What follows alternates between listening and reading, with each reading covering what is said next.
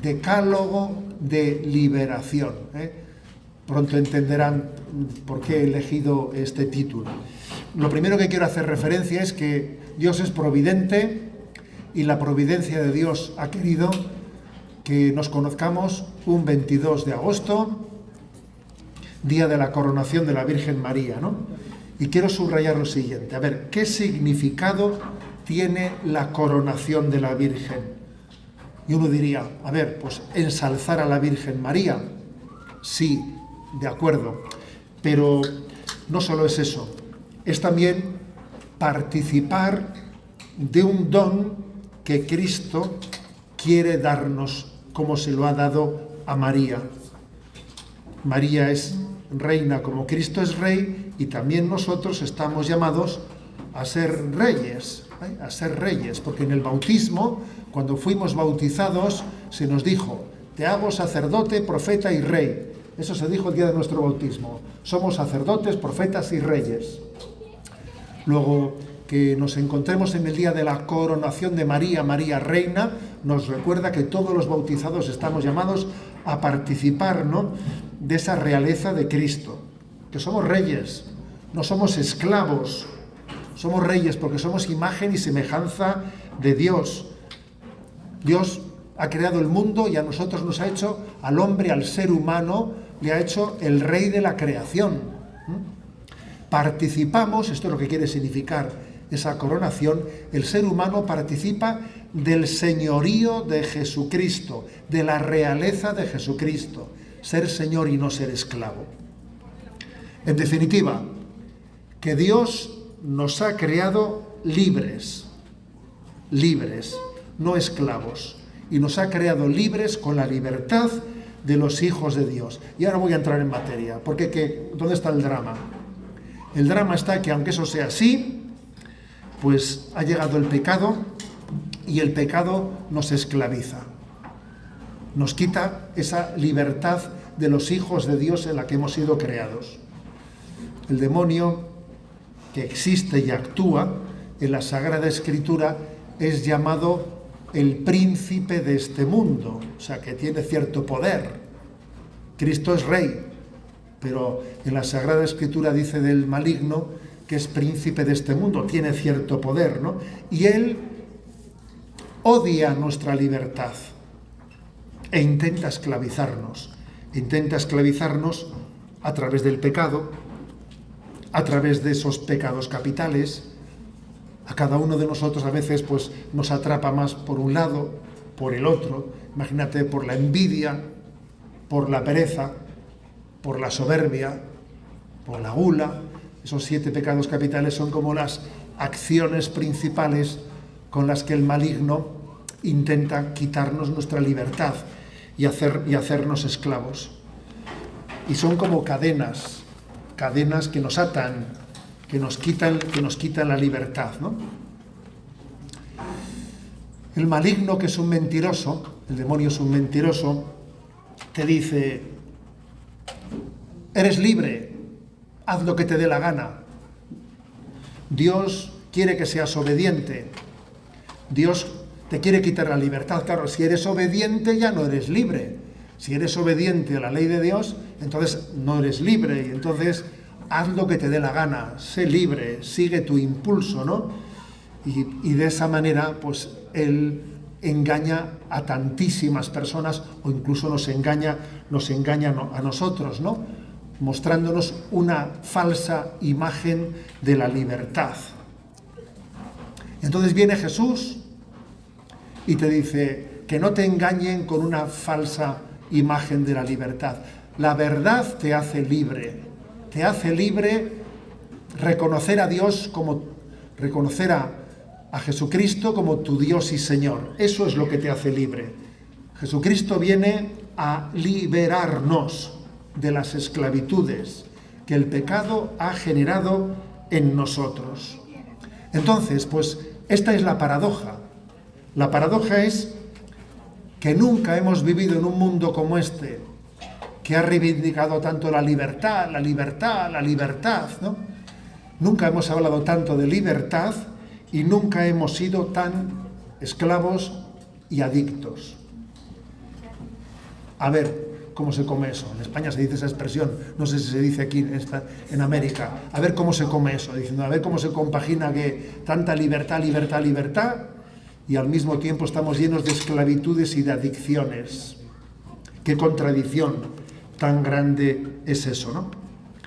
Y no solo eso, sino que a veces estamos llenos de esclavitudes sin que tú te des cuenta de que estás lleno de esclavitudes. Alguien dijo que la esclavitud más sofisticada, la esclavitud más consumada, la más efectiva, es aquella que consigue que los esclavos sientan placer en ser esclavos. Claro, si tú eres un esclavo y sientes placer en ser esclavo, entonces es una esclavitud perfecta, porque tú ni te das cuenta de que eres esclavo. ¿Sientes placer? ¿Podríamos poner tantos ejemplos? Pues por ejemplo, el que está metido en las drogas y siente placer, es esclavo, pero como siente placer, no se da cuenta de su esclavitud. Digo las drogas, digo el alcohol, digo la pornografía. Claro, como me da placer, sí, pero eres un esclavo. Eres como uno de esos conejitos de Indias, ¿no? Pues que le meten en una jaula y allí aprende que si aprieta pues un botón o muerde, pues le da como una descarga de placer. Y entonces está todo el ratito esa ratita dando vueltas a la noria, porque sencillamente cuando pasa y muerde, pues le da una descarga de placer, pero está absolutamente atrapado. Repito la expresión, La esclavitud más efectiva, la más consumada, es aquella que consigue que los esclavos sientan placer en ser esclavos, porque entonces están atrapados. Porque claro, como cuando en tiempos de los romanos, cuando los romanos pues cogían esclavos para remar en las galeras, y allí les maltrataban con látigos, hombre, aquella era una esclavitud que no era muy placentera, ¿no? Allí te dabas cuenta de que soy esclavo. Pero claro, si soy un esclavo que encima siento placer siendo esclavo, entonces es que me tienen atrapado y no me escapo, porque los otros en cuanto que pueden se escapan, pero ahí me quedo yo atrapado, ¿no? Ese es nuestro drama. Entonces, nunca como hoy han existido tantas esclavitudes, tantas adicciones. Hacemos una pequeña, pues una enumeración, que seguro que me voy a quedar corto, que si drogas, que si alcohol, que si pornografía, la pornografía menuda adicción está creando, compras compulsivas, cuántas personas compran y no pueden dejar de comprar compulsivamente, obsesiones con el físico, no me siento bien con mi cuerpo, entonces necesito, no sé, verme de esta manera, de la otra, de la de más allá, no sé qué hacer con mi cuerpo para estar a gusto conmigo mismo. Y las adicciones del móvil, ¿qué me decís? Todo el día enganchados con el móvil, no soy capaz de dejarlo a un lado, estoy adicto, estoy atrapado por él. Si repasamos la cantidad de adicciones a las que estamos, ¿no? a las que estamos pues, apegados, nos sorprenderíamos de ello, ¿no? Es una característica del tiempo en el que vivimos, una característica de este tiempo. Pues bien, dicho esto, la clave, por lo tanto, está en ser conscientes, ¿no? Ser conscientes de que, aunque me dé placer, eso me lo da al principio, ¿sabes? Me lo da al principio. El demonio permite que al principio, en esa esclavitud, sientas placer, así caes en la adicción. Pero una vez que ya has caído, cada vez ya te vas amargando más. Cada vez ya obtienes menos placer, estás atrapado y ya el placer que te daba ya es asco. Y llega un momento, ¿no? Como el hijo pródigo, que clamamos a Dios, ¿no? Como el pueblo de Israel que estaba esclavo en Egipto, y decimos, Señor, dame la libertad, necesito ser liberado, ¿no? Necesito ser liberado.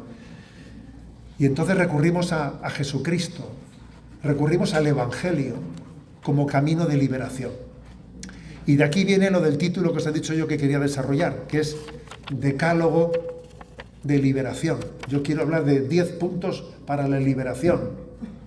10 consejos de cómo me pongo yo delante de mi vida y me doy cuenta de que también yo tengo mis adicciones, también yo tengo mis esclavitudes, y que quiero ser libre. A veces las adicciones pueden ser muy gordas, otras pueden ser tonterías, pero son adicciones, San Juan de la Cruz puso un ejemplo, ¿no? Y el ejemplo fue el siguiente, que un ave grande, un águila, puede estar atada a una roca con una cadena gruesa o con un hilo fino. Obviamente romper una cadena es mucho más difícil que romper un hilo, sí, pero mientras que no lo rompas, el efecto del hilo es el mismo que el de la cadena, no vuelas. O sea que a veces nos ata cadenas grandes o a veces pequeños hilos, pero el caso es que no vuelas, el caso es que estás atrapado. Luego yo creo que cada uno de nosotros tiene que hacerse esta pregunta, ¿no? ¿Cuáles son mis cadenas? ¿Cuáles son los hilos que me tienen atrapados y que me impiden vivir en la libertad de los hijos de Dios, ¿no? Bueno, pues voy a ese decálogo, ¿de acuerdo? Voy a irlo desarrollando. El primer punto de ese decálogo de liberación. El primer punto es, obviamente, iluminar nuestra mente, nuestra razón, para desenmascarar el engaño. Porque es muy difícil que alguien se libere de una esclavitud si no se da cuenta de que es esclavo. Es muy importante darse cuenta de nuestra esclavitud, y para eso es muy importante desenmascararlo. Porque nosotros a veces vemos como si yo tuviese puesta una pulsera. No, no es una pulsera, es una cadena que me tiene atado. Sí, es una pulserita, no es una pulsera, es una cadena y te tiene atado y te impide ser libre. Por eso creo que es bueno la reflexión. Es bueno también reflexionar sobre lo que ocurre en el mundo, por ejemplo, pues lo que está ocurriendo con las nuevas tecnologías. Escuché yo pues a un jesuita decir, ¿no?, que las nuevas tecnologías son un buen siervo, pero un malísimo señor. Un buen siervo porque te puedes servir de ellas y haces cosas pues, súper prácticas y maravillosas, pero un malísimo señor porque se adueñan de mí y yo al final pierdo mi libertad frente a ellas, ¿no?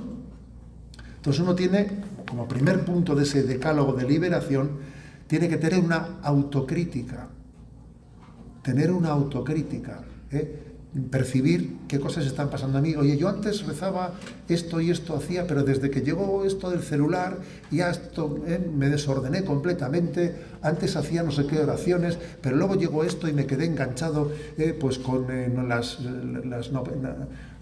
series de Netflix, lo otro no sé qué, ahí me he quedado pillado. O sea, de repente me pone una serie en el Netflix y antes yo leía un libro, ya he dejado de leer. O sea, que cada uno tiene que tener autocrítica para desenmascarar las esclavitudes en las que está atrapado.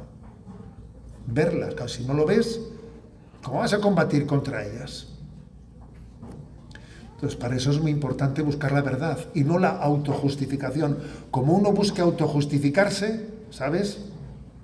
¿Cuántas personas he visto yo que tienen problemas con la droga? Dicen, no, yo no tengo problema, yo controlo, vas a controlar, pero se autojustifica.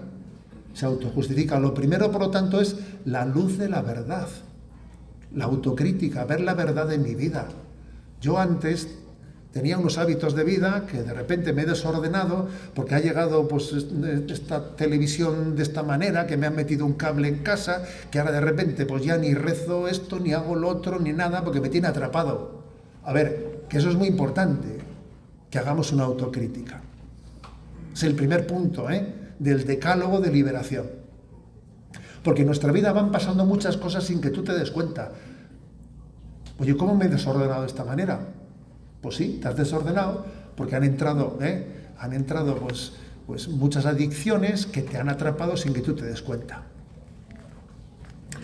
En segundo lugar, o segundo punto del decálogo, obviamente nos ayudará mucho el repudiar dentro de nosotros todo aquello que ofende a Dios. Todo aquello que ofende a Dios, tenemos que pedirle a Dios que haya por nuestro corazón una repulsión, que odiemos el pecado, que odiemos todo aquello que ofende a Dios. Pues por ejemplo, con la pornografía, esto ofende a Dios. ¿Yo cómo voy a estar jugueteando con eso? Que Dios nos dé la radicalidad, ¿no? Que nos dé el deseo de radicalidad, de que todo aquello que ofende a Dios suscite, ojalá no pueda suscitar en nosotros una firme decisión, ¿no? de nunca justificarlo o darlo por bueno. Incluso fijaros, ¿no? Cuando por humildad dejamos de comulgar, que hoy en día, te advierto una cosa, que cuando ves que alguien por humildad, porque ve que no está bien preparado, no comulga, muchas veces es un signo de virtud, O sea, hoy en día el que alguien diga no voy a comulgar o pido la bendición y no comulgo, muchas veces es un signo de virtud, porque es un signo de que tengo conciencia de que no estoy bien preparado, Obviamente es mucho mejor eso que comulgar de cualquier manera, de cualquier manera. Pues diciendo, esta adicción me está impidiendo comulgar, me está impidiendo recibir lo más sagrado que yo tengo, ¿no? Que es a Jesucristo. Por lo tanto voy a luchar contra ella, voy a luchar contra algo que me aparta de Dios. Es un argumento potente, para un creyente. Un argumento potente, el que diciendo yo voy a entregarme en alma y corazón y vida a luchar con todo aquello que ofende a Dios, que es mi Señor. O también con todo aquello que a veces uno dice, ¿y qué es lo que ofende a Dios? Porque alguno podría tener esa duda, ¿no? No es tan difícil saber qué es lo que ofende a Dios, Recuerdo que no hace mucho un joven me pregunta, no voy a hablar en concreto de qué tema era, ¿no? Pero me dice, ¿esto es pecado? Y le dije, ¿lo harías delante de tu madre? Y dice, hombre, delante de mi madre no. Dice, bueno, pues no hay más preguntas, ¿me explico? Porque claro, es que todo el mundo sabemos que hay cosas, obviamente, uno sabe en su conciencia que no las vi, o sea, que no puede estar tranquilo de conciencia. Si delante de tu madre no lo harías, deja de tonterías. Quiere decir que no es correcto, O sea, todos somos conscientes de qué es aquello que ofende a Dios, ¿no? Tercer punto de este decálogo por la liberación. Decálogo de liberación. Sin duda alguna, la celebración frecuente del sacramento de la confesión. La celebración frecuente de este sacramento. Dice nuestra fe católica que el sacramento de la confesión nos da dos frutos, ¿no? Uno es el perdón de los pecados, pero otro es el aumento de gracia. Confesarse y confesarse bien, con un corazón humilde y transparente, no solamente nos da el perdón de los pecados, sino que aumenta la gracia. Por eso, ¿no? El que uno no pacte con sus pecados, sino dice, voy a luchar contra ellos, y venga, y 1000 veces, y 1500, si es necesario, ¿no? Voy a luchar contra ellos, ¿no? Ese sacramento de la confesión celebrado habitualmente, sin duda alguna, es nuestro mayor aliado en ese decálogo de liberación. Yo recuerdo que teniendo 16 años, y esto lo digo mirando especialmente a algunos jóvenes que veo aquí, yo teniendo 16 años hice mis primeros ejercicios espirituales. Y me acuerdo que el sacerdote, al finalizar los ejercicios, nos dio una estampa. La estampa era el Cristo de Velázquez. Y nos puso, ¿no?, en el reverso, puso como, digamos, lo que era como nuestro compromiso, ¿no?, de los ejercicios. Viviré habitualmente en gracia de Dios, y si caigo, me levantaré. O sea, yo no voy a quedarme caído, yo no voy a quedarme con una mala conciencia caído, sin levantarme, porque si en nuestra conciencia nos quedamos con esa conciencia de que estamos alejados de Dios, pero no damos pasos para la liberación, eso obviamente acaba haciéndonos daño interior. Voy a reaccionar, me levantaré e iré a la casa de mi Padre, viviré habitualmente en gracia de Dios, y si caigo me levantaré. en la prontitud, ¿no?, de acudir al sacramento de la confesión será un gran aliado para nosotros. Cuarto punto de este decálogo. Ejercitarse en el dominio, en la mortificación de nuestros sentidos. De eso hoy en día hablamos muy poco. Del sacrificio, de la mortificación. Pero es que para poder ser reyes, como se nos dijo el día del bautismo, para poder tener el señorío de Jesucristo, tenemos que ejercitarnos en que nuestra voluntad tenga dominio sobre los sentidos y sobre las pasiones. Yo recuerdo que siendo pequeño nos educaron en que convenía que todos los días hiciésemos algún sacrificio. Yo estaba en la catequesis a mí me decían, tú procura todos los días hacer algún sacrificio. Pues mira, que me apetece comerme un helado, pues ese helado no me lo como. Y otro día, pues que me apetece sentarme en el sillón, ese sillón para mi hermano, yo me siento en el otro sillón. Y al día siguiente, a ver, tú elige algo siempre, todos los días, para que renuncies, ¿no?, a tu propio gusto. A mí eso me lo enseñaron muy claro, siendo pequeño. Y me parece una enseñanza importantísima. Porque si dejamos de ejercitarnos, ¿no?, en ese dominio de nuestras apetencias, al final, en ti no manda tu voluntad,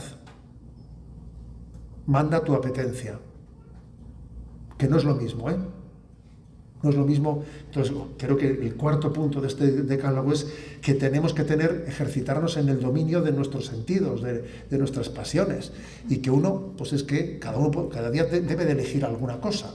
Pues venga, renuncia a este pequeño capricho, o al otro, pues esto, le voy a dar esto otro a mi hermana, no me quedo yo con el que menos me gusta, yo qué sé, hay tantas cosas a las que poder ejercer una negación de nuestro propio gusto. De esa manera, ejercitándonos de esa manera, pues uno va adquiriendo un señorío. O sea, su voluntad tiene capacidad de mandar, su voluntad tiene la capacidad de ordenar su vida, ¿no? De lo contrario será imposible, será imposible. Pequeñas mortificaciones ofrecidas al Señor, ¿no?, en materias diversas de la vida. Quinto punto del decálogo. Ahora va a parecer que digo lo contrario al anterior, pero no es lo contrario, es complementario. Además también de saber mortificarse y de saber también renunciar, ¿no?, pues, por nuestro sacrificio, también es muy importante, fijaros, que sepamos aprender a gozar de lo bueno. Porque a veces esas adicciones en las que caemos porque estamos amargados, y estamos amargados porque no sabemos gozar de lo bueno de la vida. Dios nos da muchas cosas buenas. Igual no las disfrutamos, igual no las estamos gozando. Vivo amargado, Y entonces, como vivo amargado, pues estoy como buscando un tubo de escape. Y el tubo de escape fácilmente es una adicción. Y me pongo a beber, o me pongo al otro. Pero ese tubo de escape estás buscando como una compensación, porque en el fondo no eres feliz. ¿Y por qué no eres feliz? Pues igual no eres feliz porque no disfrutas de los dones que Dios te ha dado. Y hay que aprender a disfrutar de los dones de Dios, que una de las cosas que hacemos, a veces, que es increíble que acontezca en la vida, es que a veces hacemos cosas buenas y no las disfrutamos. Al demonio, lógicamente le gustaría que hiciésemos siempre cosas malas. Pero cuando no lo consigue, su estrategia suele ser intentar que no disfrutemos de las cosas buenas que hacemos, ¿sabes? Les dice, hombre, si yo hago cosas buenas, las voy a disfrutar, ¿no? Uno tiene que saber disfrutar de la vida y decir, pero qué gozada esto, ¿no? Pero qué gozada de comida, pero qué nos hemos hecho esto, qué bueno esto, ¿no? Qué bueno lo otro, ¿no? Disfrutar de la familia, de las amistades, del deporte, de la lectura, de las sanas distracciones, o sea, aprender a gozar y disfrutar de la vida, porque es que de lo contrario, si no, serás un amargado y fácilmente caerás en tubos de escape de adicciones. Luego, no solo hay que saber mortificarse y que mi voluntad sepa negarse caprichos, sino también hay que saber disfrutar de la vida y darle gracias a Dios por ella. y ver cuántas cosas buenas nos ha dado Dios. Que a veces para ser feliz no te hacen falta más cosas de las que tienes, sino gozar de las que ya tienes, que tengo los dones suficientes para ser feliz. Y aquí incluiríamos muchas cosas, porque es bueno que cada uno pues cultive ciertas aficiones que le hacen bien. Y por ejemplo dice un joven: a mí me hace bien el deporte. Pues venga. A mí me hace bien la lectura. Pues venga, voy a leer, ¿no? A mí me hace bien, bueno, cada uno creo que es bueno que explore qué aficiones sanas y buenas le hacen bien a su alma. Sexto punto de este decálogo: el acompañamiento. El acompañamiento. Porque la soledad es el escenario perfecto para que en él seamos atrapados por mis adicciones. Y claro, es lo perfecto. El escenario perfecto en el que yo soy atrapado en mis adicciones y mis esclavitudes es la soledad. Entonces yo necesito acompañamiento. Hay una expresión del Papa Francisco que yo suelo repetir mucho, ¿no? Lo dijo al comienzo de su pontificado y dijo: ¿qué es la fidelidad? Y dijo: la fidelidad es la debilidad bien acompañada. O sea, la fidelidad no es ser un Superman y yo puedo todo, no. La fidelidad es mi debilidad bien acompañada. Yo sé que soy débil, pero si me dejo acompañar, las cosas serán distintas. Luego, en esta vida es muy importante el acompañamiento. Acompañamiento de amistades sanas que tiran de mí para arriba. Acompañamiento de un grupo eclesial, de una comunidad de referencia en la vida de la Iglesia, con la que yo pueda compartir mi experiencia de fe, que me da testimonio y tira de mí para arriba. Acompañamiento de un director espiritual, de un acompañante espiritual con el que pueda hablar y compartir mis problemas. O sea, el acompañamiento espiritual es muy importante. Dios no ha querido que seamos autosuficientes, ¿no? Quiere que nos ayudemos mutuamente, ¿no? Los problemas expresados ya son medio problema. Cuando tú expresas un problema con alguien, ya solamente por haberlo sacado afuera, ya es medio problema. Ahora, llevar tus problemas tú solo y encerrado en ti mismo, madre mía, eso será muy fácil que te autoengañes y que te vengas abajo. Luego el acompañamiento es clave. Séptimo lugar, ¿no? Séptimo punto del decálogo. Paciencia perseverante, porque a nosotros nos gustaría que ya, me explico, a ver, o sea, que yo tengo este problema, que quiero luchar con él, a ver ya si me lo quito ya, tengo este asunto, yo quiero quitármelo ya, encima, ¿no? Pues igual la cosa no es tan rápida, igual tienes que tener paciencia, porque Dios también tiene un designio de que tú, pues, seas humilde y seas paciente. Hay, por ejemplo, un texto en las cartas de San Pablo que es un misterio, porque dice San Pablo que sentía como una espina clavada en su carne. No dice exactamente a qué se refería, que sentía como una espina clavada en su carne. Y le pedía a Dios que me lo quitase. Y por 3 veces escuché: te basta mi gracia, sigue con la espina. O sea, también eso quiere decir que este texto está en la Sagrada Escritura. Luego, si a San Pablo, ¿no?, el Señor le dijo: mira, esa espina que a ti te gustaría quitarla, de momento va a ser que no, pero te basta mi gracia. Yo te voy a dar la gracia para que sigas luchando con esa espina. No sabemos qué espina sería, no sabemos, ¿no? Nuestra curiosidad es tremenda, ¿no? Pero San Pablo no cuenta más que tenía una espina clavada, Pero lo importante es que Jesús le dice: tú sigue adelante, yo no te voy a dejar solo, te daré mi gracia, pero sigue, sin perder la paz, pero sin hacer las paces, No pierdas la paz, pero no hagas las paces, sigue luchando, Creo que es, por lo tanto, o sea, decir, que sea Dios el que marque los tiempos, ¿no? A mí me gustaría todo aquí, ahora, como a mi modo. Oye, Lo importante es que cuando Dios llegue te encuentre luchando. Eso es lo importante, que cuando Él llegue te encuentre con la lámpara encendida, luchando y combatiendo donde tienes que combatir. A mí me gustaría que cuando llegase me encontrase ya con toda la victoria ya realizada. Bueno, vamos a ver, yo eso no está en mi mano, pero cuando Él llegue que me encuentre luchando en primera fila. Octavo punto del decálogo.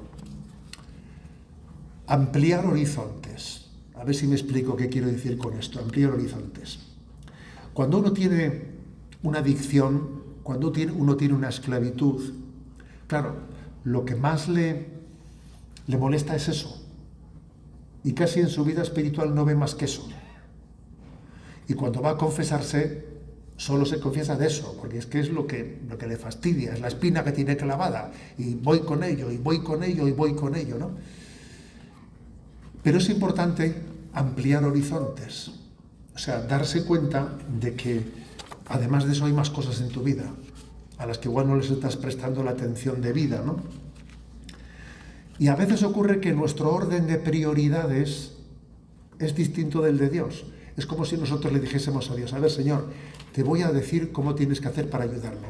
Primero me quitas este mal genio que tengo. Después, cuando haya controlado ya la boca, pues entonces me quitas este otro defecto. Y luego casi uno tiene un orden de prioridades y le dice a Dios en qué orden tiene que hacer las cosas, ¿no? Y resulta que Dios pues dice, pues yo lo veo distinto, yo lo veo distinto. Y aunque a ti lo que más te mortifique sea esto, pues igual resulta que yo quiero que crezcas en humildad, a lo cual le das muy poca importancia. Yo qué sé, ¿no? Hay también un refrán, ¿no? Un refrán que dice que a veces Dios castiga la soberbia encubierta en lujuria patente. O sea, que igual alguien que es un soberbio, pero que tiene su soberbia escondida, a veces, pues, cuando ve que no es capaz de vivir en pureza y mete la pata, etcétera, queda patente, mira, tu soberbia estaba escondida. Y resulta que en esa falta de autocontrol que has tenido con la pureza, lo que Dios quiere que tú abras los ojos es para ver que no tenías humildad, que eres soberbio, ¿no? Luego, este octavo punto es ampliar horizontes, es ejercitarnos en otros aspectos de la vida, otras virtudes a las que les estoy prestando poca atención. Porque como únicamente tengo ese problema, me parece que todo lo demás no es un problema para mí, y no es cierto. Yo me tengo que ejercitar en todas las virtudes y crecer en todas ellas. E igual creciendo en todas ellas, ese problema que para mí me parecía que era un poco invencible, pues resulta que después recibo la gracia para poder vencerlo. ¿Qué se puede hacer, ¿no?, para ejercitarse en todas las virtudes? A ver, yo creo que es de gran ayuda leer vidas de santos. Porque cuando uno lee vidas de santos, ve aspectos que a mí ni se me habían ocurrido. Por ejemplo, si uno lee Historia de un alma de Teresita de Lisieux, no sé si lo habéis leído, Historia de un alma de Teresita de Lisieux es una joya que deberíamos de leer todos los católicos. Tú lees la autobiografía de Santa Teresita, Historia de un alma, y viendo su delicadeza de espíritu, dices tú, madre mía, yo no me había fijado en estas cosas, no me había fijado en esta humildad, en esto y en esto, ¿no? Entonces me fijo en cosas que antes no me había fijado. Amplío mi horizonte, lo amplío. Le doy más importancia a cosas que quizás antes no las valoraba suficientemente. Estoy yo con una guerra, en esta trinchera, que a veces igual para poder vencer la batalla que tienes en esta trinchera, tienes que rodearla por el otro lado, como hacen los militares, y cogerle por detrás al enemigo, ¿sabes? Tienes que trabajar otras virtudes para que trabajando otras al final ganes en esta trinchera, que es la que tú querías ganar. Trabaja todas las virtudes y trabajándolas todas la cosa será distinta. Noveno punto del decálogo.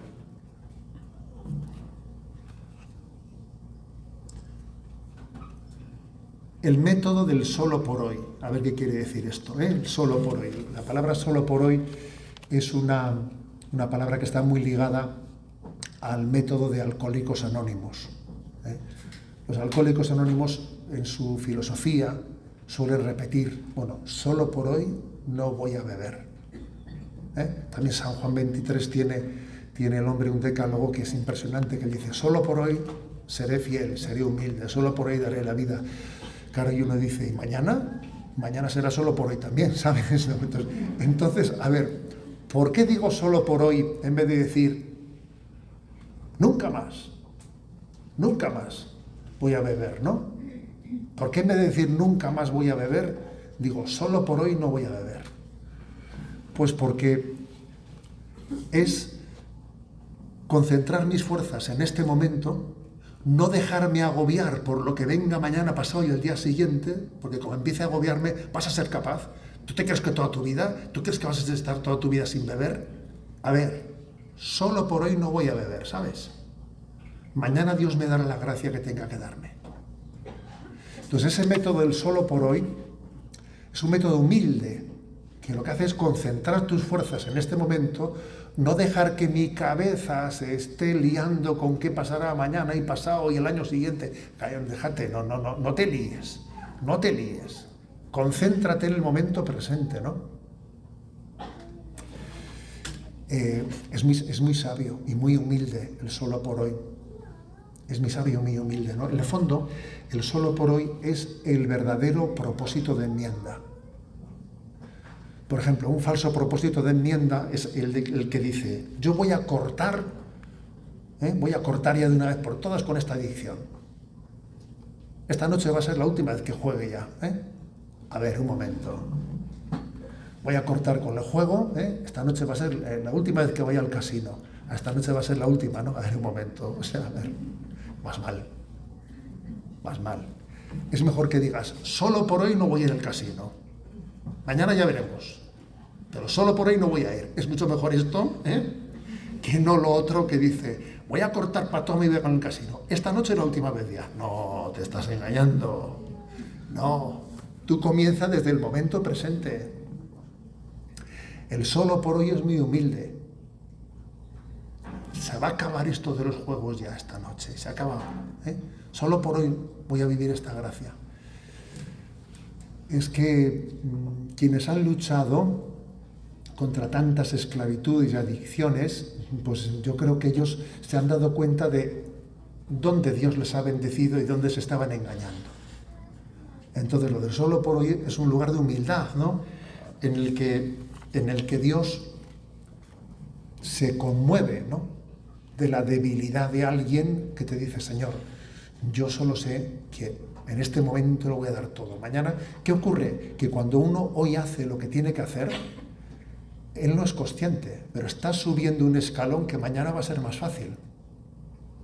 Y si mañana vuelve a decir solo por hoy, él no es consciente, pero sube otro escalón que al día siguiente va a ser más fácil. Pero él no está pensando en eso. Él dice, yo solo por hoy. Mañana Dios dirá. Y en último lugar, ¿no? El 10º punto del decálogo. Mendigos de la gracia. Mendigos de la gracia. Porque fijaros, ¿no? Yo de los consejos que he dado, si os dais cuenta, aquí hemos mezclado dos cosas, ascética y mística. Hemos mezclado consejos que hacen referencia a que tú luches y otros consejos que hacen referencia a que yo necesito la gracia de Dios, como el sacramento, por ejemplo, del perdón. Entonces, al final, ¿qué tanto por ciento es de tu esfuerzo y qué tanto por ciento es de la gracia de Dios? A ver, 50-50, 80-20, no. 100% una cosa y 100% la otra. Todo es gracia de Dios, pero Dios también pide que nosotros nos entreguemos con alma y corazón y vida a luchar. O sea, no es que sea 50 es esfuerzo tuyo y 50 es gracia de Dios, no. Todo es gracia de Dios, pero cuando Dios te da su gracia, tú tienes que... Alguien decía que cuando Dios da su gracia, el hombre suda. O sea, que no entendamos que la gracia de Dios es que yo me quedo sin esfuerzo ninguno de mi parte. No, la gracia de Dios lo que hace es darte la capacidad de que tú sudes, ¿no? Cuando Dios da su gracia, el hombre suda, ¿eh? No es gracia o esfuerzo, las dos cosas van unidas. Pero al final, si por algo no tenemos que apostar, es por la gracia, por ser mendigos de la gracia, por ser muy devotos. ¿Sabéis de quién? De la hemorroísa, esa de la que habla el Evangelio, aquella mujer que se acerca por detrás a ver si le toco el manto, ¿no? Que es un pasaje impresionante, ¿no? Diciendo, a ver si le toco el manto y sin que se dé cuenta, ¿no? Y a ver si le toco yo creo que esa es la imagen, ¿eh? La imagen de que el Señor, dame la gracia de luchar. Y al final la victoria va a ser tuya, ¿eh? La victoria va a ser tuya, ¿no? A mí me pasó no hace mucho tiempo que tuve se les ocurrió allí a una asociación, ¿no?, en nuestra diócesis, hacer un debate entre el obispo y un escritor conocido en la diócesis que es ateo, no creyente en Dios, ¿no? Entonces se les ocurrió hacer como un debate sobre la existencia de Dios entre el obispo y ese escritor, ¿no?, en un auditorio público. Y allí que fui, tuvimos ese debate, está por ahí grabado, ¿no? Entonces, no sé si esas cosas sirven para mucho, pero claro, pues tú lógicamente desarrollas tus razonamientos en favor de la existencia de Dios. El hombre pues intentaba desmontarlos, y después de que, nos respetábamos los turnos, y cuando terminamos comenzaron las preguntas de los asistentes. Y ya casi estábamos terminando cuando dijo la que conducía el debate, ¿no? Dijo, bueno, última pregunta. Y entonces un señor que estaba atrás levanta la mano y dice, mire, yo les he escuchado a ustedes hablar sobre razones, ¿no?, a favor de la existencia de Dios y en contra, ¿no? Pero yo les voy a decir la mía. Yo he sido un adicto. No dijo de qué tema, ¿no? Yo tenía una adicción que me ha tenido completamente esclavo en la vida, que he intentado luchar con ella por tierra, mar y aire. He estado en psicólogos, he estado en tal, y no he conseguido nada, ¿no? Hasta el punto de que ya he perdido un poco la esperanza, ¿no?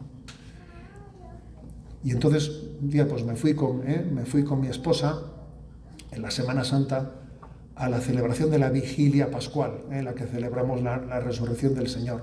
Y fui a la vigilia. Yo allí no pedí nada, porque estaba ya vencido, ¿no? Y salí de la vigilia pascual y de repente, oye, que esa adicción, yo como que había dejado ya de experimentarla, ¿no?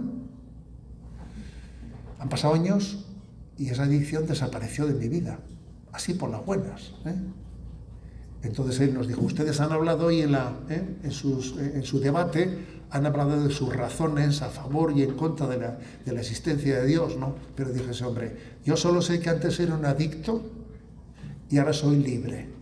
Y por medio pasó la resurrección de Jesucristo, ¿sabes? Dijo él, ¿no? Y claro, aquel hombre soltó eso allí, ¿sabes? Soltó eso allí y fue tremendo, claro, porque ese es un testimonio impresionante, ¿no? Aunque también pienso que esa gracia de Jesucristo, de liberarle, se la dio después de haber estado ese hombre peleando no sé cuántos años contra la adicción, ¿sabes? O sea, que igual también en el designio de Dios, ese hombre tuvo que haber estado peleando todo lo que peleó, experimentando su impotencia, para que después venga Jesucristo y dice, pues ahora te lo voy a dar yo. Pero ha sido importante que luchases, Ha sido importante que estuvieses ahí fiel, ¿no? Por lo tanto, ¿no?, yo os he dicho al principio que estamos en una paradoja. La paradoja es que jamás se ha hablado tanto de libertad. Se ha dicho, yo hago lo que me da la gana. Ya, tú haces lo que te manda tu gana, que es una dictadora y que te tiene esclavo. Y no tienes dominio alguno en tu vida. Y eso es un auténtico drama, un drama que caracteriza a Occidente, ¿no? Lo caracteriza completamente. Entonces tenemos que ser conscientes de esto, ¿no? E invocar a Jesucristo como nuestro libertador. Jesucristo es mi libertador, es mi redentor. Y la redención conlleva la liberación. Ser redimido es ser liberado. Ser liberado. Entonces, allí, en algunos lugares en España, por ejemplo, ¿no? En Toledo, en la iglesia de San Juan de los Reyes, etcétera, cuelgan las cadenas que a veces no los religiosos mercedarios y otros religiosos que tenían como el carisma de ir cuando España estaba en parte invadida por los musulmanes capturaban, ¿no?, pues, presos cristianos y pedían a cambio rescates. Y había algunos religiosos que lo que hacían era ir e intercambiarse por los presos.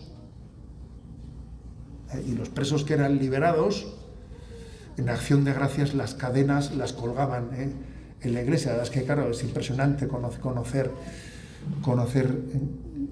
ese testimonio de liberación, ¿no? Que alguien pudiese ser liberado de esa forma, ¿no? Bueno, pues hoy en día existen otras formas de esclavitud y también necesitamos la liberación. Entonces la liberación es la que Cristo ha venido a traernos, ¿no? Y yo os invito a todos a que miremos a Jesús desde esta perspectiva. Decir, Señor, me siento débil, me siento arrastrado por esta generación en la que el hombre es dominado, en la que la virtud de la templanza en la que yo soy dueño de mí mismo, casi ha desaparecido de nuestro vocabulario. ¿Quién habla hoy en día de la templanza? La templanza suena a que no hace ni frío ni calor, ¿no? que está templado. No, templanza significa otra cosa. Es que es una virtud de la cual ya es que la hemos hecho borrar de nuestro vocabulario ya, ¿no? La templanza hace referencia a ese señorío que el Señor nos quiere dar sobre nosotros mismos, no tener el dominio sobre nosotros mismos, ser esclavos de nuestra conciencia y dueños de nuestra voluntad. Eso es ser templado. Eso es vivir la templanza. Esclavo de mi conciencia y dueño de mi voluntad. Bueno, pues eso es Jesucristo, ¿no? El que quiere darnos ese don, que sigamos la voz del Padre y que vivamos el señorío, ¿no?, sobre nosotros mismos. Es una gran batalla, hermanos, Esta es una gran batalla en la que estamos todos metidos en ella, ¿no?